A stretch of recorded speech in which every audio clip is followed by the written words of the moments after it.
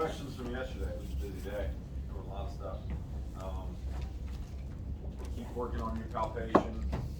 Get around and put your hands on different body types and so forth, so you get a better feel for that, especially with the spine. I think we're going to talk a lot about posture and stuff today.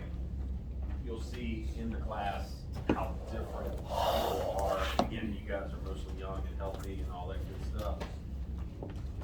The stuff you're going to see in the clinic is going to be completely different than what you see here. So just keep in mind. So test and measurements be all over the place in this. We talked about the normal curves. How the cervical spine has got a lordotic curve, and it is the purpose of the makeup of the cervical spine is the mobility. The thoracic spine, kyphotic curve inward, and it's the protection of the spinal cord. At the expense of range, you're not going to see much range within the thoracic spine, especially in rotation.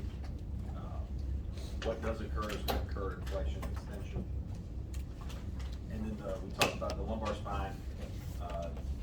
Again, coming back to a lordotic curve. With we talked yesterday how it's primarily for weight bearing, being able to support our body weight. This says equal balance between protection and range of motion. Again, different text, you're going to see some different things in here. Just keep those in mind. All right, so if we look at posture, everyone's got a posture, right? These are the malalignments that you will frequently see and document and so forth. So what do you see when you look at this kyphotic posture here? Remember the letter A there.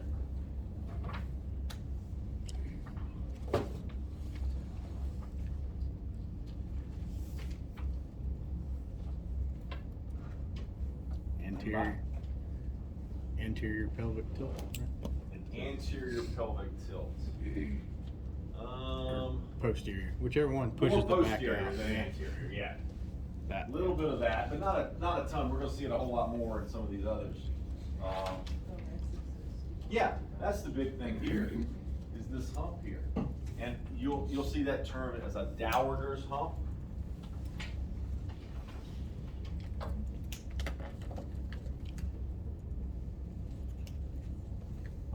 And that is a real condition. The body acclimates to that head forward kyphotic posture, and the tissue back here gets very stiff, built up, almost like an extra fat pad up here. It's really kind of odd. Because you can work on that area and improve the mobility a little bit there. But yes, you're going to see, if you look at the plumb line, we're going to talk a lot about plumb lines and stuff today. Head is forward, but you see the majority of this occurring back here. Again, it's more of a structural change than it is anything there. Now, forward head, the difference there is that you're going to see more of this anterior presentation of the head and neck. But you'll also see this little hump here. Not a huge difference between these two. Again, the plumb line for the lower half looks pretty much the same and everything. I would put these two together for the most part, similar to I would sway back and lordosis. But how about flat back? That's me. Flat, not much curve here. Long torso. Just doesn't extenuate the curves that we talked about. You look at the opposite of the lordotic posture here. Big S shape. This one is pretty much just a straight line here. What I think we alluded to this before. Someone like me, where am I going to tend to be tight here? Lower back. What lower half? Specific. Lumbar. Lumbar. Maybe. I can move into extension really, really well. Flexion's a little bit harder for me. But why is that? There you go. We talked about how my pelvis, and my posture tends to be a little more posteriorly rotated. So my ischial tuberosity is closer to my knee, the back of my knee. So I've got this kind of posture here, my hamstrings are gonna be tighter, okay? Whereas if you see somebody with this hyperlordotic posture and they're more anteriorly rotated their pelvis, what's gonna be tight on them? Go just the opposite, hip flexors. They're tight here, okay?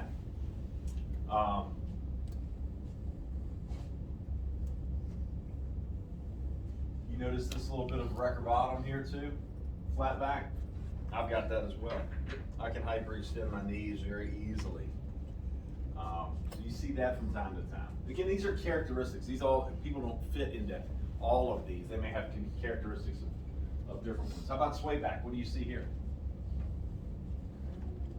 Again, I think I would group sway back and lordosis together and these two together. I don't think there's huge differences there. But what do you see?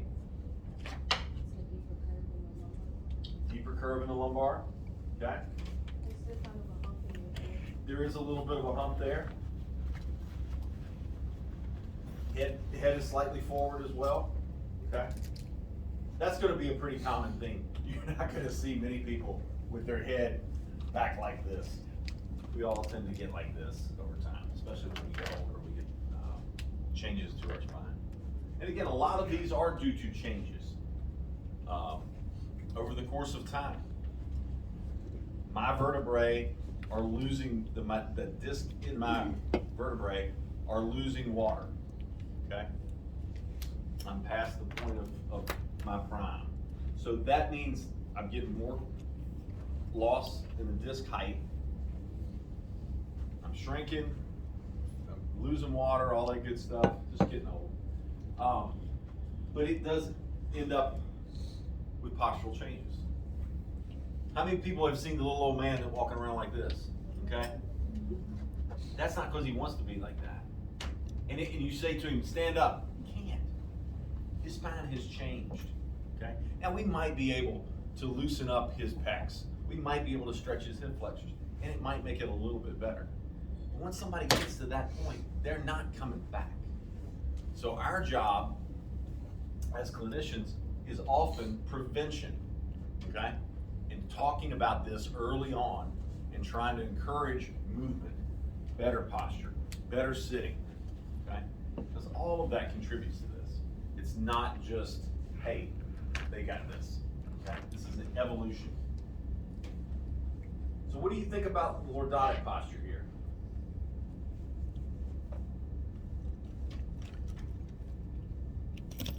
Do we have anybody in here with a big lordotic posture?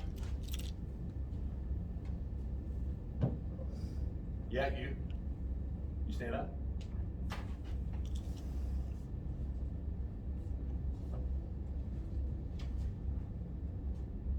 Yeah, I would agree. He's got increased lordosis here. If you look at him compared to me, much flatter here. Yeah, I would agree.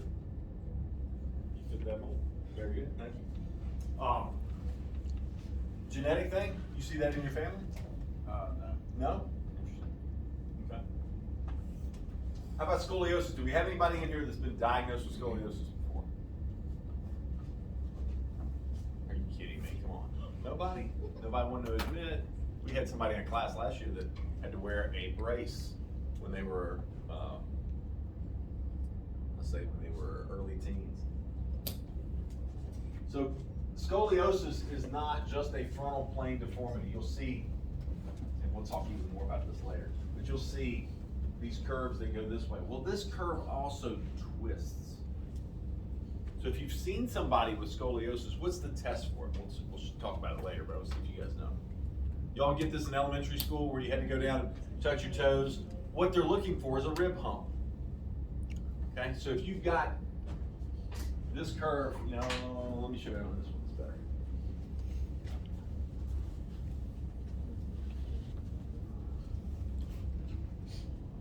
So a lot of people will think scoliosis is frontal plane and it looks like that. Well, that's not it. That's not all it is. It's also this, okay?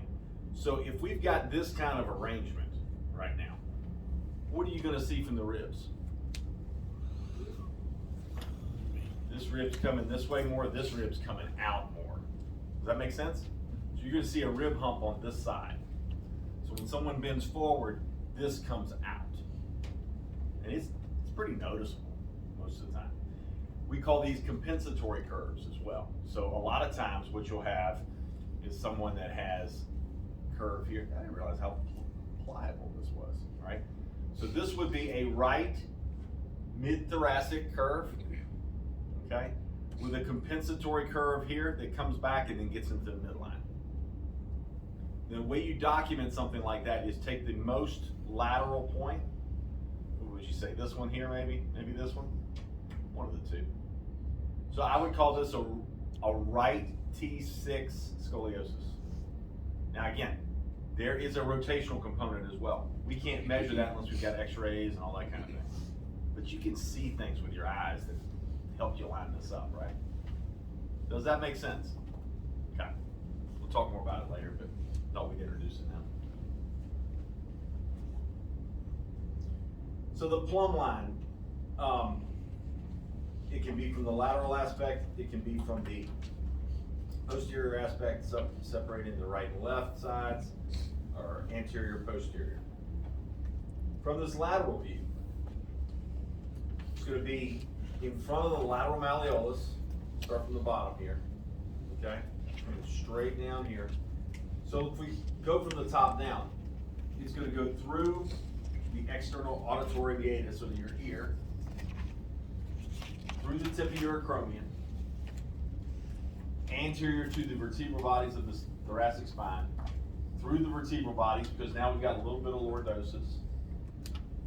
Pelvis should be level, through the trochanter, slightly posterior to the patella, anterior to the lateral malleolus. That's perfect posture. You're probably not going to see that, okay? But that's our gold standard right there that we're trying to achieve. And what you'll see are much more like this. All kinds of stuff. So you guys have to be able to pick up on that. So what I want you to do right now is grab your partner. We don't have plumb lines for everybody, but just imagine. I want you to look from a posterior aspect and a lateral aspect. And I want to hear all about it, yeah. Can we use the tape measures? You could. It would help a little bit, yeah. All right? If I get together, I want you to report in.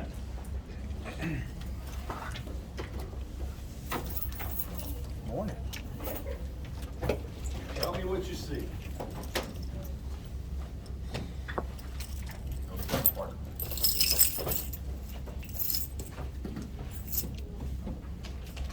I want you to look from posterior first, okay?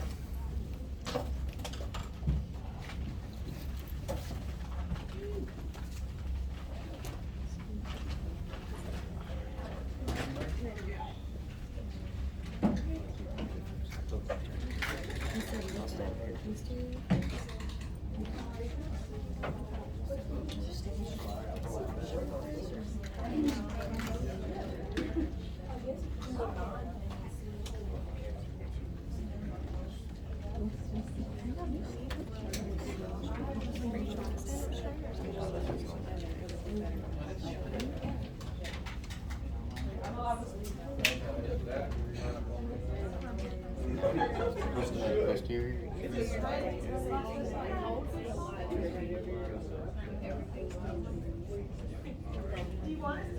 You can. It helps you. Yeah. Just hold it. Yeah. Just let it go all the way up. Yeah, that works.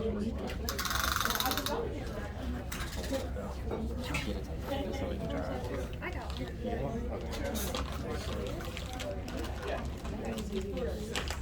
I'm trying to find something. How loud? I can grab it.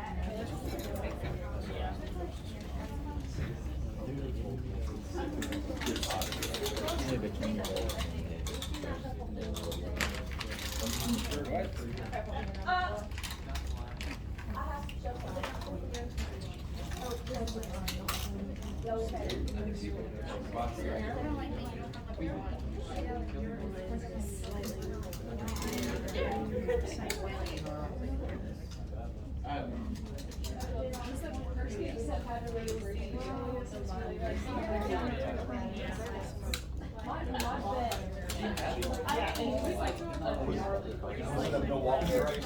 Yeah. It was 3 hours. I'll see if I can pull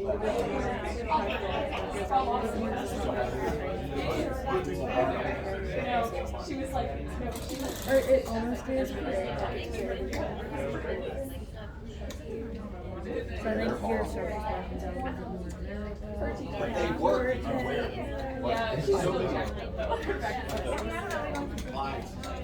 I know that now.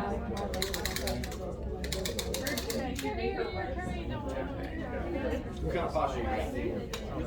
She's got one of those. Going from like right here, like right between the legs and going up, and then it's like your head right here. You alright? I was going on my right, I got your hand. Because like, instead of it being like right hand side door, it's like Anybody with any scoliosis, the way you're gonna look at that is have them, you gotta obviously be from behind, and you bend forward, and you'll look to see if the ribs have any hump at all. Uh-oh, we got some giggling. Somebody got something going on there? No? Because if we're doing it in front of the ear and your elbow is, I figured mom would have that for you, but you're just because your neck is more of a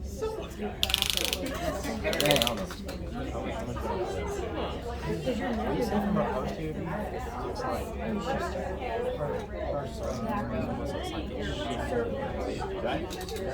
That can happen. I know we're going back from the uptake to your posterior.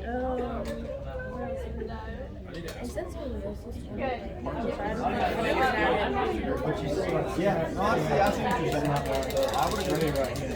I would You agree. can't get, I think at this point, yeah, at this point, It does look like she's no hair. Yeah, no, I think there's something to it. Required posture, yes. Alright. So, look from behind. That's going crazy.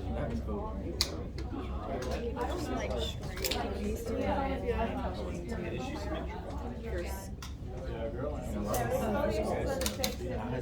So what I see is It's like, if it's supposed to be right in the middle, like yours, it's like right on the right side. her right shoulder. It's a little more area. But you're left handed. That might be guarding. What I really see here is a big difference.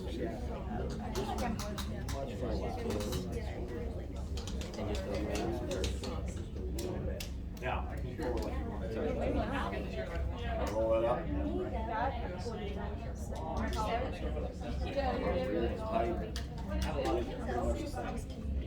I would agree.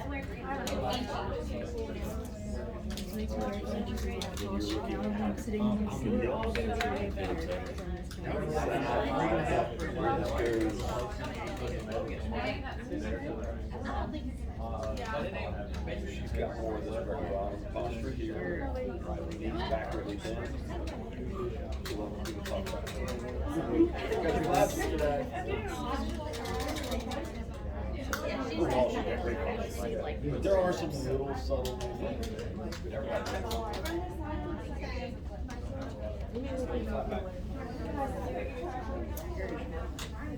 Yeah, yeah.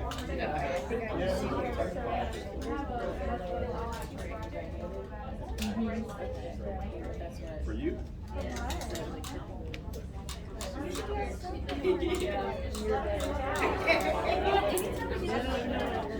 But it's like barely just like, I have a lot more like, just like my wrestling and stuff, so I wonder if that has to do with it, like I'm disrupting my wrestling, right?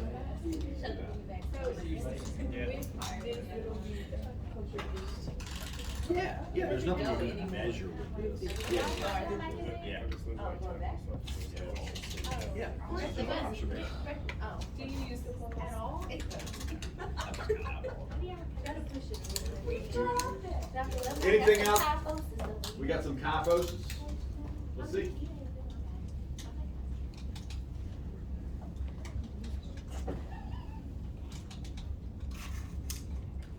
It lined up everywhere but her ears, like behind. I would agree. I think that's a good call. And again, somebody asked me, do you measure that? No, this is just observation types of things. We've got plenty of measurements that we'll do later on. All right, anybody else got anything that we should see? Y'all are boring. Young and boring. Her vertebrae sticks out. You mind standing up? Let's see this protruding vertebrae. All right, have you been forward? Oh, Jesus. What is it? So I think what that is probably more than anything is she just doesn't have a lot of development in her erector spinae because the muscles on the sides are not as prominent. Come back up. Whereas somebody who trains their back like that. Yeah. Talking about yesterday, she's not going to do anymore. Your erector spinae much more defined. She does resistance. Turn around. You see, bend forward, Desmond. Oh, yeah. Yeah, you see that? So her muscles are more prominent. I think that's probably what it is more than anything. That's just my guess. Yeah. Okay. All right, you go back to seat. Gotta keep going to bed.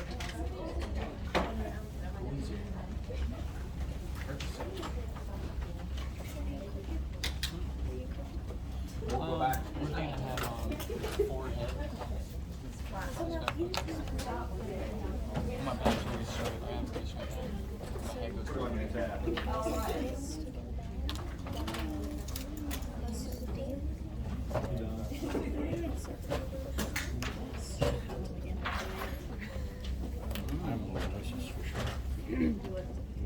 So what you should be able to do is look at somebody and make observation. Okay? Heads forward. Increased lordosis, increased kyphosis. You know, whatever you see here, the shoulder alignment, position of the head, be able to note that type of thing. Posterior, we need to talk about looking at, because we haven't gone below the waist yet, what we covered in class, but things like pronation, supination, toe in, toe out, alignment of the patella, veramen valgus of the knees, and we'll get to all this kind of thing. But be able to note those things.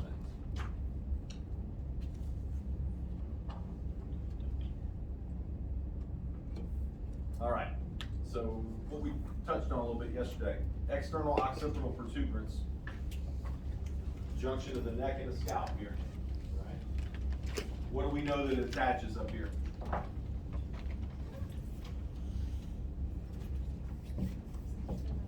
The traps do, yeah.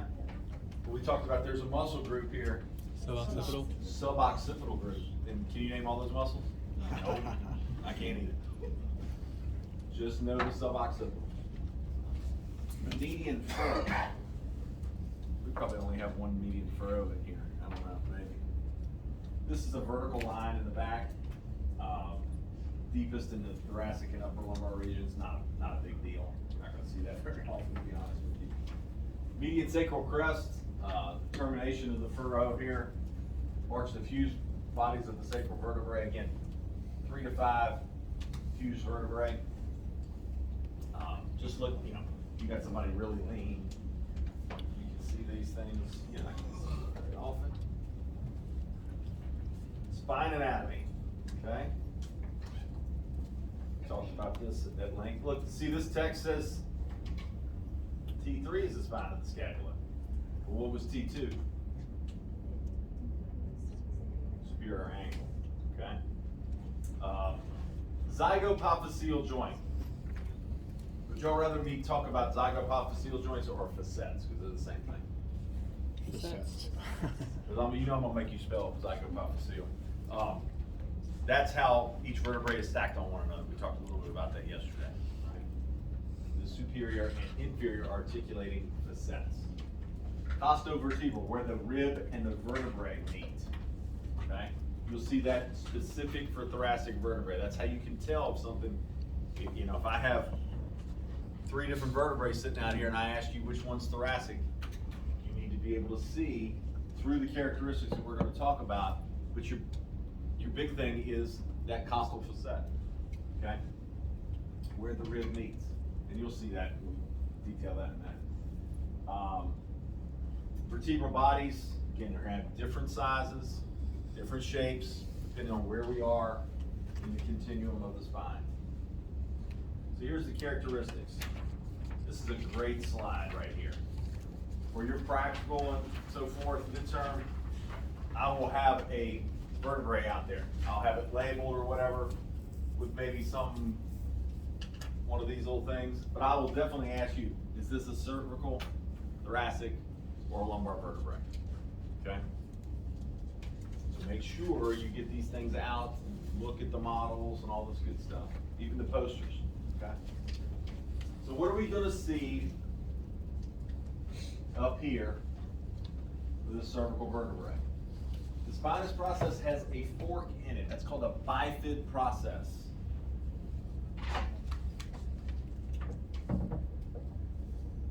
Bifid. Okay? We talked about the body is small. The articulating facets are rounded, so that basically the occiput can sit right on top of those. Okay? We talked about these transverse foramen. What goes through there? We determined that yesterday. The artery. Vertebral artery. Okay? Again, relatively small body. If we look from a lateral view, you see a spinous process that's average length, not nearly as long as that, but longer than this.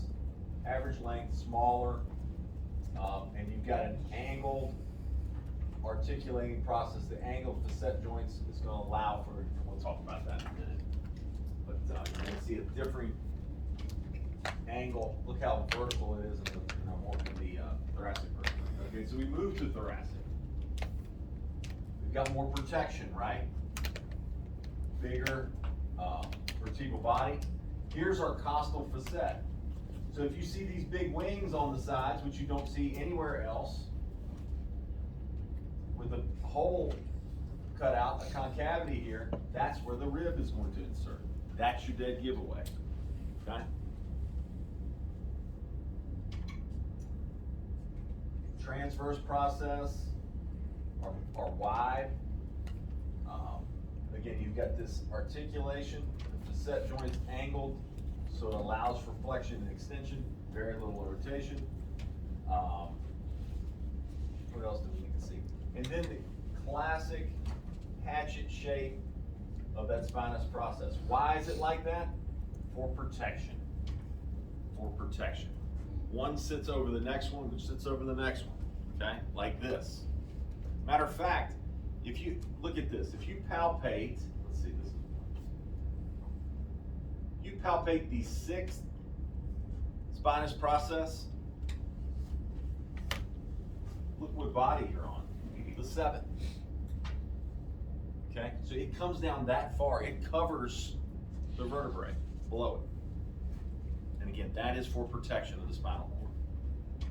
The ribs help to protect. But the ribs are going to mainly protect all our internal organs. But the arrangement of that vertebrae and the congruency makes that stability so great in the thoracic spine that you're not going to have problems at these nerve root levels. You'll see plenty of them up here and you'll see plenty of them down here. But again, I told you yesterday, I've seen 3 thoracic discs in 30 years that were problematic. It just doesn't happen. It's got to take something really crazy to happen. And I think all 3 of those were super high velocity motor vehicle accidents. Lumbar vertebrae, huge body. Huge body. Again, think about how much weight it's got to withstand. Large body, everything's big here. Large spinous process, thick spinous process. Articular facet is going to be a little bit angled differently than it kind of goes through the continuum from here to here to here. What else do we see that's important? The pedicle, you'll hear about this. A lot of times when you have disc problems, which we'll talk about here in a minute, this sits right here, right? If a disc starts to protrude, a lot of times what they will do is they will take and they will cut part of this to allow for that disc material to not invade the nerve root if they can. Spinal surgery, very complex, hard to understand. But anyway, much thicker, can bear all of our weight, okay? Make sure you get and look at these models. This just talks a little bit, don't memorize all these numbers and all that kind of thing. This is just talking about the orientation. So the cervical spine, lots of mobility. 55% of our rotation of our cervical spine comes from the AA joint. What is that? C1 on C2. Atlas and axis. Did you have a question, Brooke? Yeah, so is there no lamina on the lumbar? No, there is a lamina. Oh, okay. It wasn't labeled there, because a lot of times they'll do what they call a laminectomy. It's just not labeled. But there's So definitely, where is it on? right here's a lamina. It's the same spot as it Yeah, is? it's the same spot. Okay. Yep. Good question. Laminectomy is a very, I won't say common, but it's something that they will do. They will just cut a hole. They will take this and just slice this right here to allow for more protrusion of the disc. So not fixing the disc, they just change the anatomy. Does that not cause like problems on the bone? Does it make the structure weaker? Yeah. But for the most part, people feel better. That's why they do it. I don't know. That's really hard though to even imagine. You think it really would compromise it greatly. Cause my mom had the laminectomy surgery. She had two though. Yeah. Like the first one, I think she said was L4 and L5. Like Yep. they fused it, and Yep. then the second one was L5 and S1. Yep. How's she doing? Just fine. Yeah. Does she? She has like some Yeah. problems, but for the most part. It doesn't fix the problem, it manages the problem. Does that make sense? Because the disc is the issue there. And again, we'll talk all about disc injuries and stuff here in a minute. Again, don't memorize these numbers, just know that the orientation of the facets changes greatly and allows for differing movements, different movement patterns. So here's what we look at, the relation of the disc. So this is what an intervertebral disc looks like. You have an annulus, okay? Circular rings, concentric, I think it's cartilaginous. Annulus fibrosus. Okay, I think it's spelled wrong. I think there's two ends there. I think it's just like annular ligament. And then you have a nucleus pulposus. Okay, nucleus pulposus is the inside. Nucleus pulposus has the integrity of like toothpaste. Okay. So if we've got these concentric rings around it, it holds the jelly in the donut, if you will. Okay. And if we bend forward, which way's the jelly going? So we look what happens. We pinch the disc in the front by bending forward. The gel wants to go that way. Okay? But because it's a fluid situation and not something that's so rigid, that's what allows motion and cushioning to occur without your back just breaking in half every time you move. Because if our discs were solid, that'd be a problem. And that's what happens over time when we get older. Like I said, me, my discs are starting to lose more of the water that's in them. So you're not going to see somebody my age have a lot of disc issues because the disc is not moving nearly as much. You folks are the ones that have disc issues. You folks are the ones that, if you have a disc problem, you're the surgical candidates because they can go in there and they can trim the disc up. For me, it's just, it's just a piece of tissue now. It's not real fluid, okay?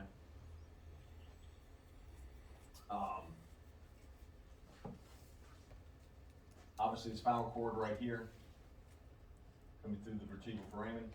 We've got different layers there. Let's get to another picture. Although, we talked a little bit about ligament and flavum yesterday. Just connecting the spinous processes together. The set joints. Yeah, hang on. Let me get to. I think this is in.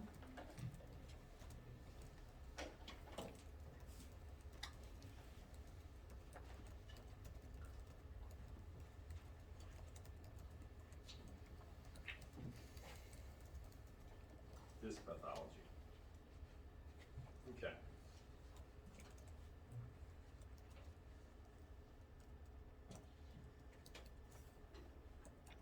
So how many people have heard of a bulging disc before? Everybody's heard that, right? A protrusion, extrusion, sequestration. This is the continuum of a disc injury, okay? 90 times out of 100, the disc is going to move, or this fluid, the nucleus is going to move posterior lateral, okay? And guess what's sitting there? What are these? The nerve roots. So when the disc material, again, the reason the disc material moves that way is because we spend a lot more time working in flexion than we do in extension, right? So when the disc material moves posterior lateral, like it does in this picture, this is anterior, this is posterior. So it kind of moves to one side and backward. It starts to intrude on these nerve roots. Has anybody ever experienced this? What we call radicular pain? It's not a lot of fun, is it? It's awful. It is awful. It is awful. Now, it can be a fluid situation because of the fluid in the disc. You can have good days and bad days with this kind of thing, right? Depending on your posture, your exercise, whatever we're talking about. But if we look at the continuum, a bulge, the nucleus is staying within the disc material, okay? It's just starting to come out a little bit this way. A protrusion, it's encroaching even more, okay? But it still has not penetrated the full annulus yet. Extrusion is when we start to see real problems here, okay? From here over, these are the surgical candidates for the most part. Once the disc material, the nucleus leaves this, it doesn't come back. We've got to do something to close this off, repair this, what have you. Sequestration is even worse, okay? These are going to be people who have numbness, tingling, loss of reflexes, motor loss, and just amazing amounts of pain. Incredible amounts of pain. Right? These people may hurt, but you know what? 40% of people with no symptoms at all. If we take 100 people with no back pain whatsoever, 40% of them are going to show this on MRI. So that doesn't necessarily equate with pain. Very important thing for you guys to understand, because people are going to come to you in the clinic and they're going to say, my back hurts. And they're going to go get an x-ray, and the x-ray is going to be negative because it almost always is. They go get an MRI and they have a disc protrusion. But that disc protrusion might not even be what they're feeling. Okay? It doesn't always equate. You've got to clinically correlate any kind of MRI or any kind of finding with what you're hearing and seeing from the patient. We'll talk a lot more about this summer.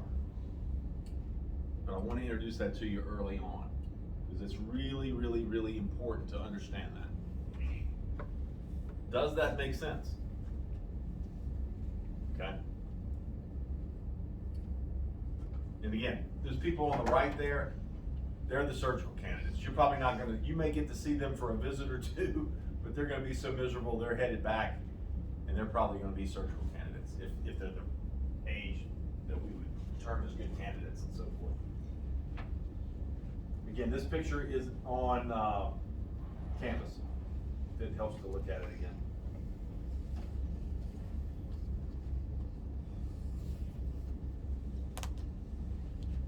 All right.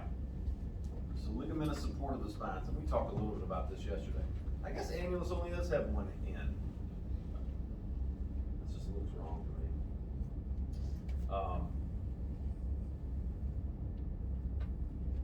So if we look at the disc level, we got the nucleus, we've got the annulus surrounding. We've got a vertebral body. We've got the spinal cord running right through that vertebral foramen.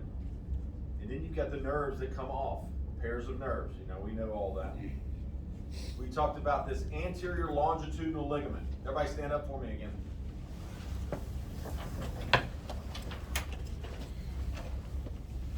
So again, if this is anterior and this is posterior, I want you to show me how you're going to stretch your anterior longitudinal ligament.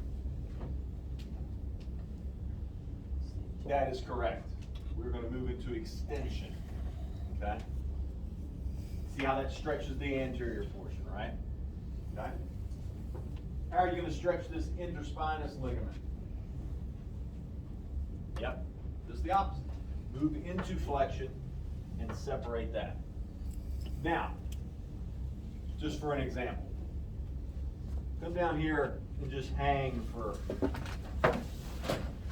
maybe 20, 30 seconds. Anybody with back trouble, Cameron? Be smart. Does anybody start to feel a little pull? Maybe a little discomfort there? Hamstring. Look, it's like my hamstrings are on fire. Anybody feel a little bit of strain there? That's what you're feeling here. Okay? That's what you're feeling. You've got an interspinous ligament between each spinous process and that supraspinous ligament on the outside here. Okay? So you can affect both of those with just prolonged forward flexion. You can be seen.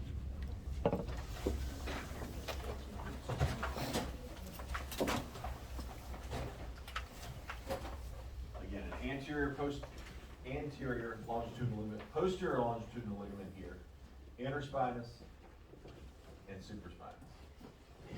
That's what I want you to take from this picture here.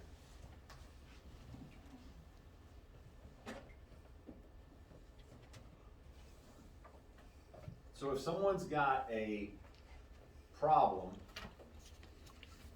that MRI showed that they have a issue with their posterior longitudinal ligament, now that's pretty specific.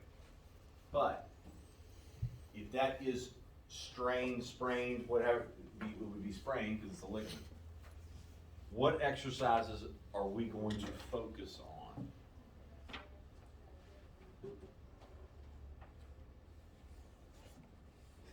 To hopefully rehabilitate that.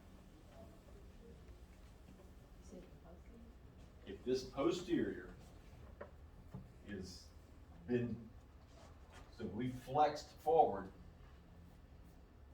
and this is sprained,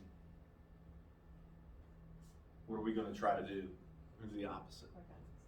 We're going to try to have them do extension exercises. Okay? And we'll talk way more about this summer because we'll talk about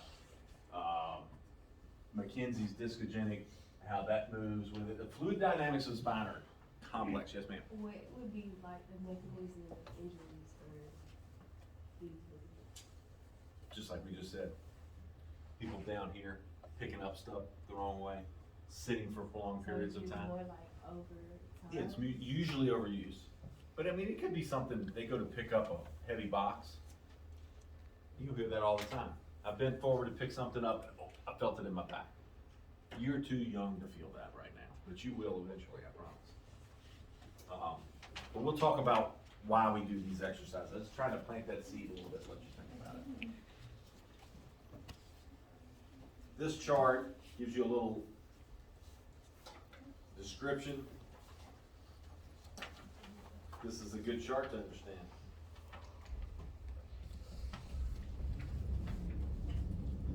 Ligament flavin we talked about a little bit yesterday, called the yellow ligament. I don't really know that it is yellow. Maybe it is.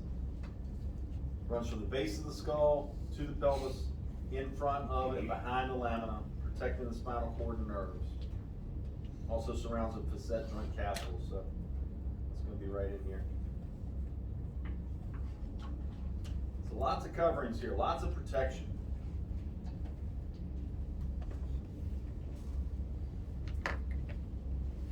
I think I got my slides out of order because I got a special test in here. We'll come back to this. Let me move this down. Yeah, don't worry about it. We'll come back to it. Thoracic spine. Motion, you know what? This is a pretty good place to take a break. All right, so they've got a hot chocolate set up for you guys for Valentine's Day. You guys go and enjoy. We're gonna take a little bit of an extended break because they want to bring the tech guys up and y'all mingle with them a little bit, so just be nice. Just be nice. So take, you get 20 minutes, how about that? Be friendly. A whole 20 minutes. All right, just go and be nice though.